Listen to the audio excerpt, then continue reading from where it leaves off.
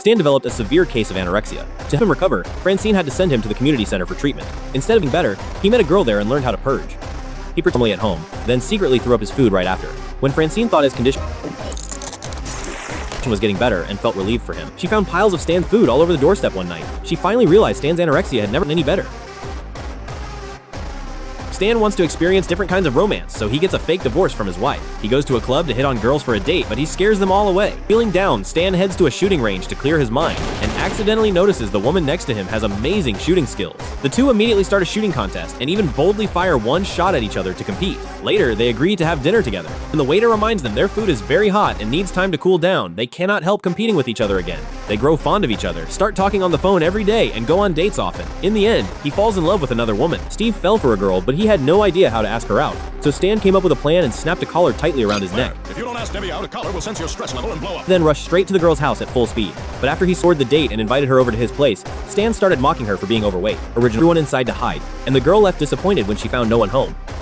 Jeff always parks his vehicle outside Stan's house and takes public showers in the yard. This makes Stan feel embarrassed, and he wants to drive Jeff away. So he calls a demolition crew to wreck Jeff's car. But Jeff simply moves right into his house. Later, he finds out Jeff is a wanted marijuana smuggler from Florida and comes up with another plan. He lies about taking him to a baseball game. His real intention is to secretly take him to the police station. But Jeff figures out his plan along the way. He takes the chance and runs away. Jeff is a wanted marijuana smuggler. He runs back home to see his father one last time. His father treats Jeff warmly and asks about his life. He even offers to help Jeff escape afterward.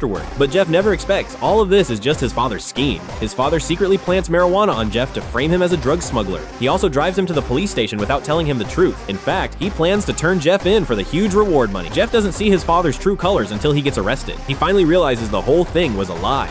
Am I Jeff or money?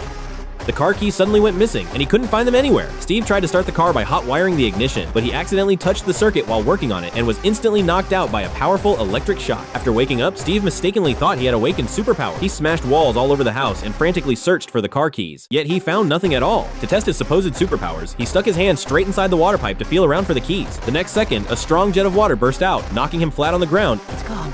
The gift is gone. Stan stays at Henry's house while tracking down the smuggler. Henry seems friendly on the surface, but after learning Stan's purpose, he secretly tricks him into going to a remote warehouse. Just as danger strikes, Roger shows up, only to get captured by the enemy instead. Henry then ties both of them up with rope. They keep trying to break free. The big fire burns through their rope. After escaping the warehouse, they immediately drive to chase down the fleeing Henry. They finally bring him to the police, but he refuses to admit anything. Little does he know, Stan is wearing a wire. Henry ends up getting arrested by the police. Stan realized he was out of shape and decided to lose weight.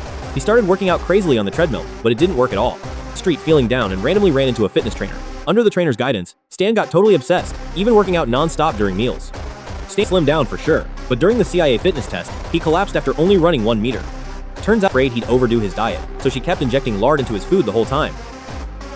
Steve gets curious and sneaks a sip of Haley's energy drink. After drinking it, he starts taking off his clothes and dancing uncontrollably. This experience gets him totally addicted. He drinks loads of the drink every day, and his behavior grows more wild and weird. He quickly runs out of money from buying the drinks. He starts begging on the street, acting crazy to borrow money from Haley, and even tricks his friends into buying fake ice show tickets. In the end, the truth comes out, and his friends gang up and beat him up badly.